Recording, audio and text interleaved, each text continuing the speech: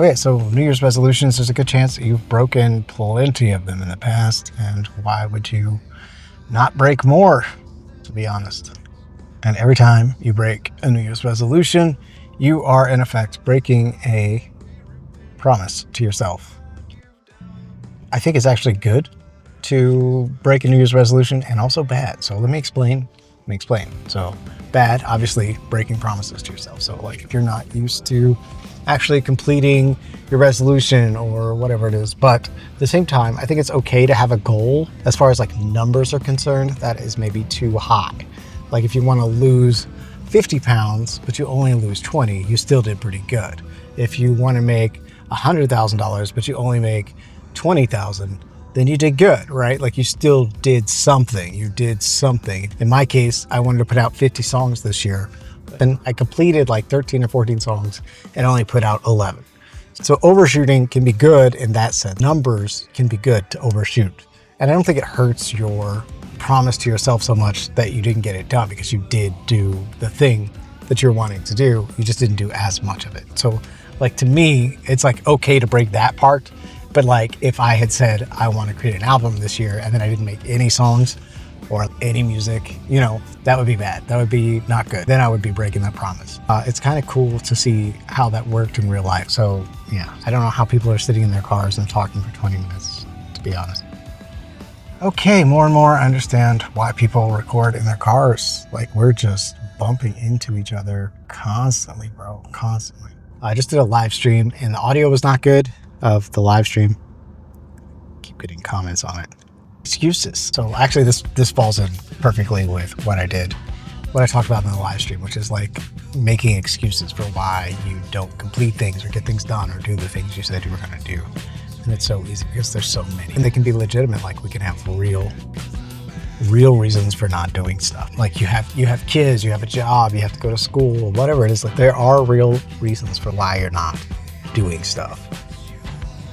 But if there is stuff that you want to do, like you always wanted to create videos, or you wanted to make music, or like make a film, or write a screenplay, or whatever it is, like any creative thing, like if you wanted to do a creative thing and you didn't do it, then you're breaking that promise to yourself, like I said. And then also it must not really be important because you're not taking steps to do it. You're not working around those excuses and those reasons. Like even though you have all those things, like you can still get up 2 hours earlier and then do the thing that you said you wanted to do. Or you can just stay up 2 hours later and work on it. You can get a lot done if you just work on something a couple hours a day. Like it really doesn't have to be all or nothing, like replace your day job kind of thing. Like you can start a whole content business on the side, just a couple hours a day. Like really, when it comes down to it, the amount of time that I spend on content is not that much. And it is a little more than I'd like to spend, but like it doesn't have to be that much, you know? I'm really surprising myself with how much my content is like not moving. Like just always thought it would, like each video would start to snowball the other video, but it doesn't really work like that at first. Like you post a new video and then it just sort of kills the video before. Like it doesn't add momentum to your channel as much as you'd like it to, as much as you logically think it would. Every video should add that much more momentum to your channel, but for whatever reason, it doesn't until you hit a certain point, a tipping point, and then whoosh, you know, that's what I've seen anyway. I don't know from experience yet, but I'm hoping to get there really soon. Yeah. For those of you that don't know, I'm Jakey Wakey. I got a podcast called Being a Creator. It's for new creators, just getting out of their own way. If you're a late bloomer as far as posting online and you have something to say and you just need to get it out there, then make sure you give the podcast a listen and follow the channel, because you can see my journey building a sustainable online business and creating content and doing all the things, making music. In fact, this is actually a music channel, which is funny because I don't actually promote my music. Like I don't make music videos or anything. Like a little bit, like when I first started releasing it, but like I don't sing in them. I just make artsy stuff with the music, and then I put my music in my shorts. And then I think that's like an underrated, way easier way to promote your music, you know? So if you want to give my music a listen, check out the shorts, or actually just browse over to the music tab and check that out.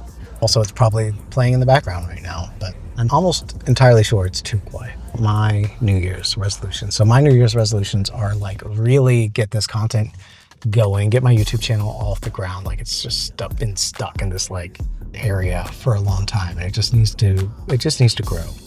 And so I know there's things that I can do that I haven't been doing. Like I really got to figure out the thumbnail thing. I've got to figure it out to get you guys clicking, and then I've got to figure out the live streaming thing, and I've got to figure out those things. Like for whatever reason, like it's really scary that the videos don't seem to get as much organic reach as they used to, but I think it's just they sort of like put this invisible cap on your channel, but it's not like intentional. It's just like, hey, until you prove that it's worth putting ads on your videos, then we're going to recommend people that we can already put ads on video. I mean, it makes videos, it makes perfect sense, right? So in order to get around that, you do things that don't necessarily get paid by ads. So shorts, yes, there's like some ad money dedicated to shorts, but I don't think that's a thing that keeps them from pushing your shorts out. And the same with live streams. Like if you go live, especially on mobile right now, I don't know why like it's so much of a lower quality stream, but my vertical streaming with really bad audio, because I think my headset was like around the corner and it was on the table or something, like away from me, and I forgot I had the Bluetooth headset connected, so it was recording the audio through that, and it's just like a bunch of room noise. But that live stream did better than most of my recent videos, which is just completely backwards to me. But at the same time, like that is way easier. It's going to be way easier to make those live streams, do this kind of content, but live and just on the phone. Like I don't have to try so hard. Like you don't have to try that hard. Like all this editing I've been doing and all the thinking and trying to figure out what I'm gonna say. Like, yeah, just do a little bit of pre-planning and then just go live. Like I think I've really just been overthinking it, and you probably have too. Like you've probably been getting in your own way. Like that perfectionist cycle, that thing like we have, that like we want our song to sound perfect, we want our video to be perfect, we want our post to be perfect, we want whatever it is to be perfect. And so it keeps us in this thing from like actually posting the thing. So if you have a goal of a certain number, in order to keep that number, you realize you're gonna have to just start putting stuff out that's not perfect. Like it's just gonna have to go out. And I've been doing that. Like this year I've done a lot of that. And in fact, this video is kind of one of those imperfect types of videos. Like it's not perfect. Like I'm just in the car, there's people walking by. It's a little distracting. Like I'm probably not delivering the best value I can, but at the same time, I feel like there's somebody I'm helping. Like somebody, even if it's just me, even if I'm just helping me, at least I'm like able to clarify my thoughts in this moment. And then if it helps you to clarify your thoughts, then that's even better, But if you do want like some of my more focused thoughts, go check out the podcast, give it a listen. Or the newsletters, like the really congealed ideas and concepts. You can get the newsletter by getting the free chapters in the book. The link is in the description, or just purchasing the book and signing up for the bonuses. If you're thinking about like starting to post online, starting to be more visible, you want to share your message and stuff, and you want to build a sustainable creator business, like Peter, what's his nuts? Peter McKinnon, like he started selling LUT packs, which is just a digital file, a digital asset, as soon as he started making videos, basically. And so like there's ways to monetize before you get monetized. Like you can have affiliate links to software you use or products you use or programs that you learned from, or like there's so many ways, or sell your own digital product, LUTs or courses or whatever. And there's ways to actually sell that stuff without investing any money these days. And so if you're the way that I do it is use a program called System.io, which is the same thing that allows me to send my newsletter. It also can deliver digital products, and you can start for free. So there's a link for that in the description as well. I'm about to go pretty heavy into some System.io reviews and content, and like really help people get started with that, because I feel like a lot of us are stuck. I've seen some content creators that have gone from this like not having any content to being successful with the snowball, but then not having anything to sell. And I'm just like, you're just leaving money on the table, which is fine. I think in general, actually, maybe this is a topic to talk about. Maybe it's a whole other video, but leaving money on the table is actually a good thing, right? Because it's just giving your audience goodwill. So it's got me thinking like, okay, if content creation is like the new 9 to 5, right? Which I made a whole video on.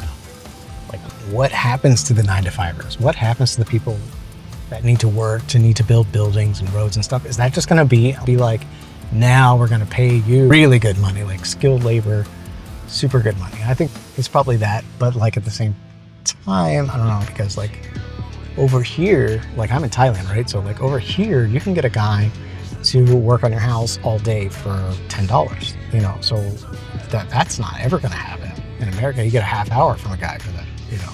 I wish I understood money better, but it's just like after being here and seeing how tight people live, like in general, like it's like eye-opening thing for like how lucky we are to have access to all this stuff. Like they have phones here too, like obviously, but I don't know, it's just so much a mindset, so much a mind prison, you know, because we really have the way out and everybody has it in their pocket. Like that's the craziest mind. I know I'm shooting this on my Osmo, but this might as well just be on my phone. Like there's nothing special about the shot. Like it's really just me and my car. I don't even have the tracking on. Like you could just hit record on your phone, start making content and sell stuff. I'm really curious, like who's gonna do the regular jobs? Who's gonna start doing that? Like why would anybody do that? But then again, I guess maybe you need a little bit of a personality. You have to have like a little bit of that desire.